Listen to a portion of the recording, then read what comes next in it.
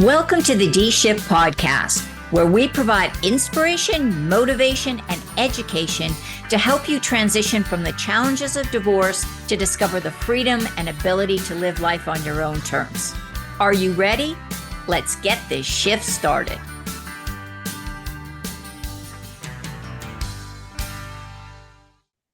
Hello, and welcome to another episode of the D-Shift podcast.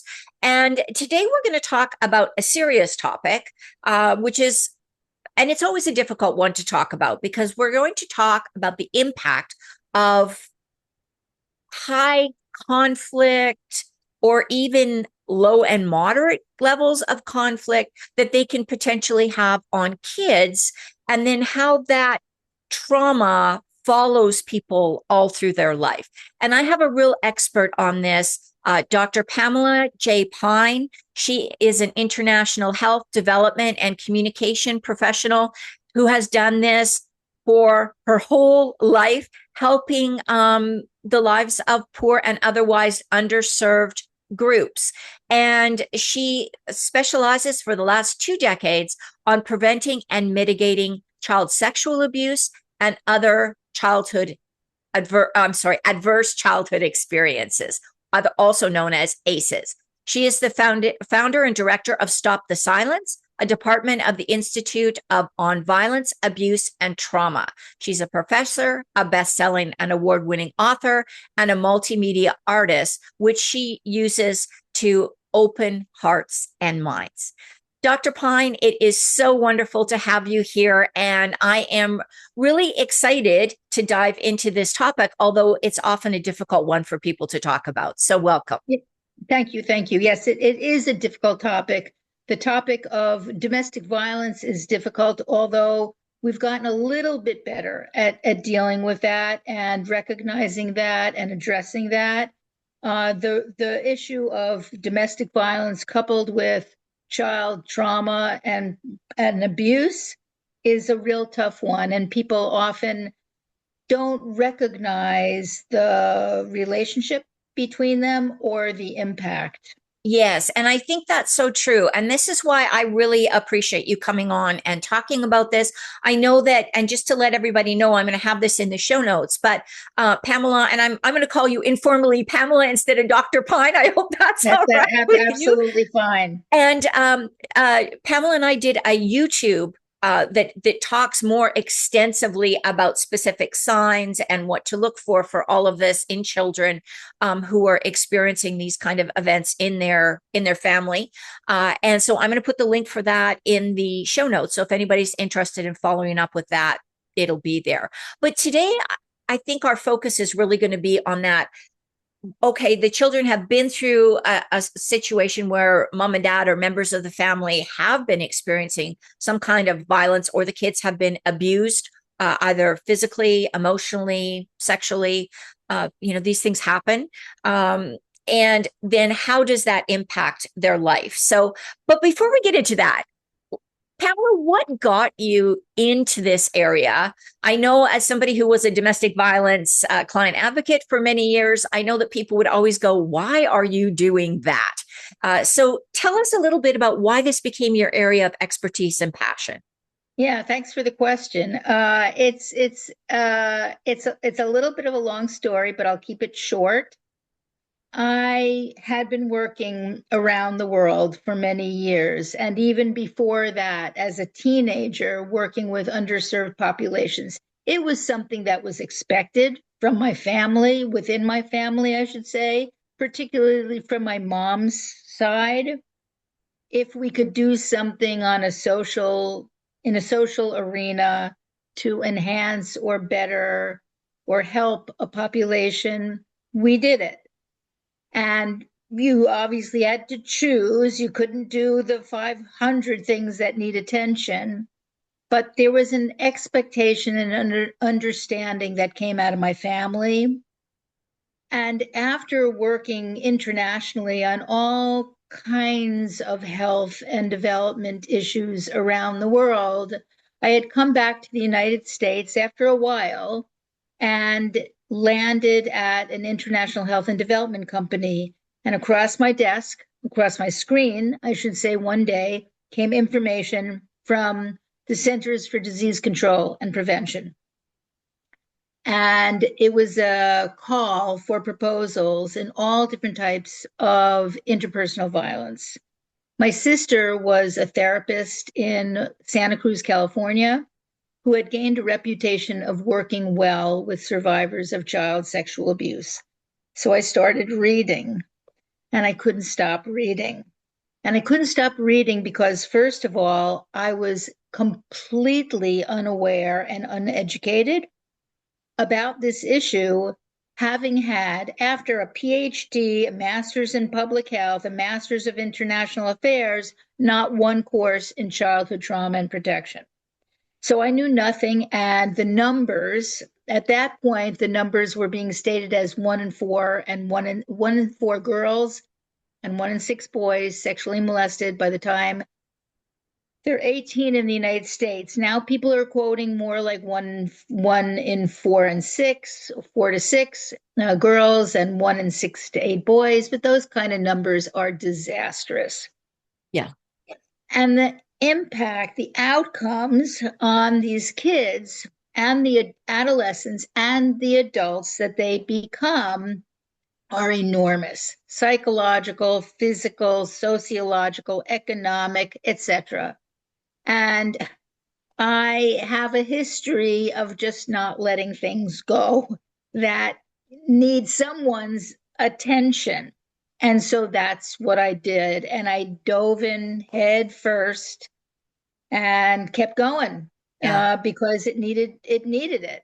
And that's how, in a nutshell, that's how it started. Well, and so obviously your passion comes from that real place of wanting to support and help this grossly underserved section and of childhood. And I can't help but think, when I was a classroom teacher for many years, we did thankfully take some courses on, we were required to take courses to help us identify and sort of have a way of supporting those children who were exhibiting signs, or there was a concern that there may be some kind of abuse in the family. And I think this is particularly important for women who are either staying in abusive relationships and have children, or, and I hate to say this because this is not meant to paint a broad brushstroke of men that may come into your life, but there is statistically a risk, a higher risk in my reading anyhow, and maybe you have some different information, but that when you are dating as a single woman with children and you are dating, there is a risk of, your situation attracting people who may be more naturally or more likely to sexually or physically abuse the children in that relationship because they're not biologically their children. Is that what you see? I'll tell you honestly that what we do see is mostly men, but not only men. Not only men coming in from outside of an existing nuclear family, but fathers, brothers, uncles, aunts, cousins, nephews, nieces. This is a problem. More than 90% of the abuse that occurs to children occurs by people who are known to that child, not only known, but within the inner circles of that child. Right. So of course you can meet a man who might go on to abuse your children, but the reality is that most abuse takes place by men, most of it, and men within the inner circle, whether they be from outside and coming in, or who are family or community members. Right. So there's a risk to the kids, and there's a relationship between domestic violence and child abuse. and it's high. I've frankly forgotten the statistic, but it's very high. So if there's domestic violence in the home, there's a decent likelihood that those kids are being abused in one way or another. And even if they're not touched or sexually molested, the trauma that comes to children just from the domestic violence side of it alone, the emotional trauma is enormous. And Right. it impacts these kids. Right. And we have to remember that. And there, I'm just working actually on a book with other contributors. But my chapter is called "Don't Stay for the Kids." Yes. Yes. And we did cover that in the YouTube channel, why Right, that is. That's right, such a fallacy to say, oh, well, I'll just, it's not that bad. The abuse isn't right, that bad. I'll right, stay because it's, people just have this misconception that staying in a two-parent household is better than a one-parent household right. under. No matter what. I know And that's exactly. simply not accurate. Yeah, And yeah, I really do appreciate you giving that statistic that it's mostly somebody known to the kids. I know for years, we taught kids that stranger danger, and that was probably the biggest mistake in the world because, right. kids were told it's safe. Your family is safe. They're not going to hurt you. It's everybody else in the world. And we now know that is inaccurate. And it's interesting. I'm now with an organization called YAML, You Are My Light, and we are out working on helping victims of sex and human trafficking. And the statistics are hugely high for them as well. That, we when we talk about kids being trafficked, especially sex trafficking, we assume it's like some big bad man standing on the corner that brings these kids Right, in. It's usually a member. Um, right, like right. in a high percentage of the time it's a family member. So let's talk a little bit now about what. Sorry, I don't know if you could hear that. I'll cut that out. There was a dog barking. um let's talk now a little bit about how these either sexual or emotional or physical abuse in the family, what does that do to the children, and then how does that impact kids as they get older? So let's first start talking about what it does to the kids kind of during when they're exposed to that. Right. There are adverse childhood experiences, of which normally there are 10 identified, although people are adding to them. But physical abuse, psychological abuse, sexual abuse, neglect, a parent incarcerated, parents illegally, well, in adversely using drugs or alcohol in the home, domestic violence. Those are 8, I think, that I just mentioned. There are a few more. And what happens to the kids is that there is both, depending upon the type of abuse, but there's often neurological damage that occurs because these kids are not equipped to developmentally handle what is going on in front of them or to them. And so there are literally neurological changes that occur in the brain, which affects the behavior of children as they grow older. And what we often see in adolescents who are abusing drugs and or alcohol is that there was abuse in the home, and what they are doing is coping. They are numbing themselves out in order to cope. Dr. Vincent Felitti, who started something called the ACE study, the Adverse Childhood Experiences Study, he has this wonderful line, which is, maybe the responses the responses to let me see if I can get this right, that the responses to adversity are the normal response to abnormal situations. So we tend to look at people and say they are abusing drugs and alcohol. The question is, why are they abusing drugs and alcohol? Yeah. So that you see in adolescence and that you see in adulthood. stemming often from abuse, not always, Right. but often from abuse. Then you also have the sexual abuse of kids, and they will often find themselves finding a partner ultimately in adolescence and adulthood who abuse them sexually and or physically and or emotionally.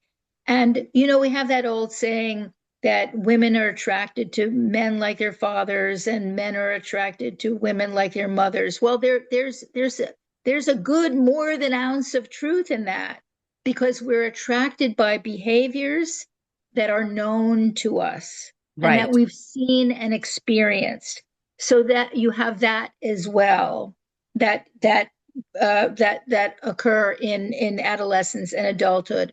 But even well beyond that, Marty, what you see is real physical and psychological damage. And in the later years, that will often turn into chronic disease, and with the impacting of various types of ACEs, you'll also see early death. Wow. So Wow. this is not just abuse of the kids. This is impacting the kids throughout their lives and everyone around them, their family systems, their community, their ability to show up well for school and or work, their ability to hold a job, their ability to pull in an income. And we also know that the cleanup of all of this is costing this country tens of billions of dollars a year. Right. So, do we want to change the world? Yeah. Everybody, do we want to change the world? Then we need to learn something about this and actually respond to the situation, whether it's in a protective way or it's a reactive way, because we see something is wrong here, Right. and we need to report.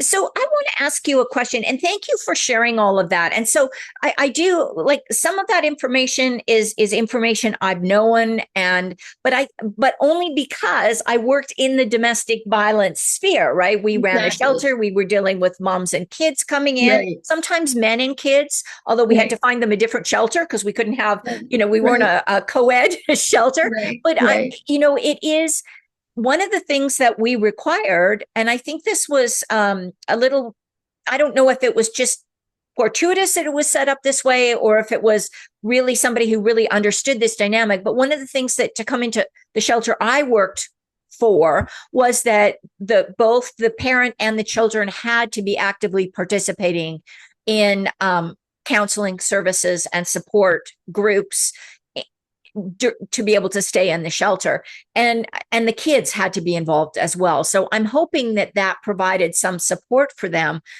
And I also really appreciate you saying that, and I want to highlight this, that neglect and just witnessing, and I'm saying just witnessing, I'm putting that in air quotes as well, Right. just Right. witnessing violence between the parents or abuse between the parents. And again, that could be emotional, it could be verbal, it could be, the financial abuse in the family. That's often, again, financial abuse is almost always associated with any other kind of abuse that's going on. That all of that are these ACEs, these adverse childhood experiences that start cumulatively adding up and impacting the children. So it's That's not, right. it's not okay to say, and I'm not trying to make anybody feel bad or guilty, but it's No. simply not okay to say it's better to stay for the kids than to get out if these things are going on. Right, absolutely. The damage that is done psychologically is profound. I mean, it's not hard to understand after all. I mean, picture yourself as a 4-year-old, a 5-year-old, a 6-year-old, and there is major fighting in the house, even if it's just yelling. But if it goes anywhere beyond that, the impact on those little beings of seeing their mother, usually it's the mother, attacked and beaten, things being thrown across. It's scary as hell. Yeah. Of Yeah. course it is. Yeah. Is of course traumatic. Of course. I mean, I grew up in one of those, the good homes. Me too. And Yes. and even the fights, for example, between my grandmother and my mom. My grandmother lived with us because my grandfather died, and they put on a whole wing, a little apartment for her. But there were eruptions in the house, and it was frightening. Right. My parents did an amazing. I didn't do as well, honestly, but they did an amazing job of all conflict between my mother and my father. It was done behind closed doors. I never knew about it. I Right. did not do as well. I didn't. I'm being honest and open. Uh, and I know that my kids, my kids will bring that up to me to this day. And there was no physicality involved at all. Right. Just the fighting alone that happened between me and my then partner was traumatic to them. Yeah. So you mentioned, and I thank you for sharing that, because I think it's something that we as adults have to really keep top of the mind because it's normal to have disagreements, and it's normal sometimes to get frustrated and upset and maybe get loud, but we really need to either strategically plan when we're going to have these conversations where the kids aren't around to overhear, or we need to find a better way to communicate that's not going to involve, that's not that allows us to manage our own emotional regulation. Absolutely. And I'll go even beyond that and say that if we are conscious, what we could do also is sit down with the kids and explain to them any untoward situation that is going on in the family. And that's so important. The times that I did that with my daughter, when I could just see her reacting to something, I mean, it was a look out of the corner of her eye. The times that I did that with my daughter, the issue literally went away. It dissipated. Right. It was really interesting. There's giving voice to a situation and giving understanding and explanation to the children as well. But yes, I'll go back to what you said as well. But between the adults, what goes on in a household affects everybody. Right. And how we deal with that. I mean, the best thing to do, of course, is to learn how to talk. Right. We don't do that very well. Many people don't. People hold things in and then it erupts. But whether it is talking to your partner and or talking to your kids about what's going on, this is critical. I mean, the times that I've done that with my daughter from the time she was little. I mean, little. She understood. We don't give them enough credit Right. for the ability to understand. Because if we don't do and I love that idea of sitting down and explaining things to the kids, because if we don't explain, they create the story, and that story is often um not accurate. Obviously, they're little beings, they don't have the life experience, they don't understand, that people can get that upset and there's not going to be anything terrible come out of it. But for little ones, and even for teens and young adults, I think it can be absolutely overwhelming. So that is a wonderful piece of advice. Hey, and let's be really real here. And the fact is that it's really disturbing when it happens to us Yes. between adults. Yes. I mean, when I am in a disagreement with someone, just a disagreement, it is core upsetting Yes. to me. It is psychologically upsetting to me. So if we have trouble handling it, imagine what the kids are doing with that information. Right. And I think compounding this sometimes is when the parent who is going, I'm just going to say the victim, I don't particularly like that word, but just for clarity while we're talking here, the person who is the victim in the situation, it gets really confusing for kids when that parent either refuses to talk about it or gaslights the kids and said it never happened, or don't tell anybody that this happened, because now the kids are becoming complicit in this family secret that they know is not right. And I think that's got to be really psychologically damaging. I'm really glad you brought that up, because there are 3 or 4 really, really easy things that an adult can do with a kid who has witnessed or been a part of an abusive scenario, and the kid comes to you and says something or looks upset. You can say things like, I know it hurts, and that's understandable. I believe you. I'm going to try to help you. And it's not a secret. We need to discuss these things. Just those few simple words can give a child the confidence to communicate about this. I have friends, colleagues who have become friends, and other many, many colleagues who are just told, Marty, to shut up. And they did a really good job of that. And they shut up for 30 to 40 years Right. before they said anything to anybody, including a therapist. So they just stuffed those emotions and they came out in Right. alcoholism and drug abuse and antisocial behaviors and psychological problems that were never addressed, and physical. The number of I know thousands of survivors at this point. I've been doing this for 25 years. So I know thousands of survivors. The number of people who have chronic illnesses, Marty, is over the top. Yeah. Well, we're starting to see that relationship between stress and blocked, like stuffing down emotions, Right. and Right.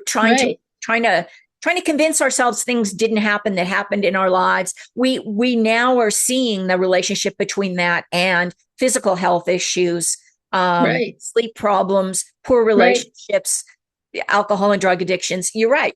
Or Right. or even the, and I'm putting this in air quotes too for those people listening on the podcast, the healthy addictions like becoming workaholics or obsessed with, eating or food Right. or weight. Like we Absolutely. see all of this, and I'm not saying that's the only cause of any of No, these things, but it certainly can be a contributing it factor, if not the cause for many people. it absolutely can. And Vincent Felitti and Robert Anda's study began with a relatively small group of obese women, and the common element that they found as a result of this research was child sexual abuse. Wow. And Wow is yeah, right. yeah. And we know that, right? Because, we, if you watch any of those shows on TV, I have a friend who watches all of those, Yeah. you know, shows Biggest about people. Loser and stuff like Yeah, that. Yeah. a lot of them talk openly about the fact that Right. when they finally decide to lose the weight, that they had to deal with the psychological Right. factors that were driving them, and it's a self-protective measure for a lot of people, Absolutely. right? Right. Because if Absolutely. I'm not attractive, I won't be a sexual Exactly. I won't be Stay victimized. away. Yeah, Right. yeah, Exactly. yeah, Yeah, I mean, there's so much. There's so much. And I just would really encourage people to learn the basics, yeah. because the basics are a lot. And I said, do we want to change the world? And that's the question that I would ask every single time. If you want to change the world, learn something about this and be active in it in some way or Right. another. And I think this is, and so I usually ask people what do they think is the most important point. I think you summed it up beautifully there, so I'm not going to ask you that question, but I do think we all in our communities need to be more aware of these things, because maybe you're listening to this and you're in a great relationship, or you've never been in an abusive relationship and never experienced this, and just thank whoever you think that this is not part of your family of origin story. But I think we can all learn the basics, because you're right. It maybe a friend of our children is experiencing this, and if just having a person in the community reach out to the woman or the man that's being victimized in the relationship can give them the strength to go to a shelter or to seek some support or to leave a relationship. When people know they have support, they're more able to make these kind of decisions than when they feel completely isolated. Absolutely. Yeah. Pamela, Dr. Pine, I am so thankful that you are here and you shared this message. And I think, although, as we've said a couple of times, it is a tough conversation and a tough topic to talk about, I think it's one that if we want to change the world, we need to stop making this a taboo topic. It needs to be something that comes out on the table and is talked about in different situations, professional groups, community groups, schools, churches. This needs to be something that wherever people gather, it needs to be a topic. Well, I'll return the thanks, Marty, for putting this information, putting people like me and other people on camera, talking to a bunch of people and giving information. Thank you for all that you are doing to put this kind of really important information out there. Well, thank you. And before we go, though, I do want you to share a website, because you have a fantastic website with a lot of information. People want to read more, learn a little bit, or maybe you're in a situation and you're going, oh my gosh, I need to get some resources so I understand what's going on more about these adverse childhood experiences. Sure. What's the best way for people to find out more? I'm going to say it and spell it. It's ithatcenters.org. So it's IV as in Victor, AT as in Tom, centers, the word centers with an S, CENTERS.org. ithatcenters.org. Thank you. And I will make sure that is in the show notes. And I'm going to make sure the link to the YouTube video we did that talked a lot more about the specifics of those adverse childhood experiences.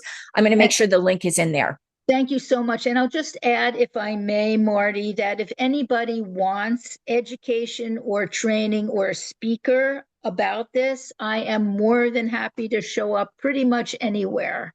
Yes. And as you can see, Dr. Pine is a true expert on this, and she really has a heart for helping people. And her message is in no way judgmental or, just a bunch of facts. It's really comes from the heart and from over 2 decades of working exclusively to support people to get out of these situations and to get help for their children. So hope you enjoyed this episode of the D-Shift podcast. Again, a difficult topic, but one that is so important. So thank you for listening in today, and don't forget to tune in again next week.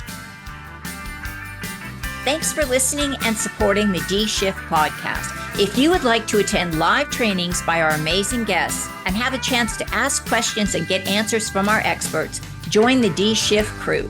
For more details and to sign up, head on over to www.divorcecoachforwomen and click on the podcast page.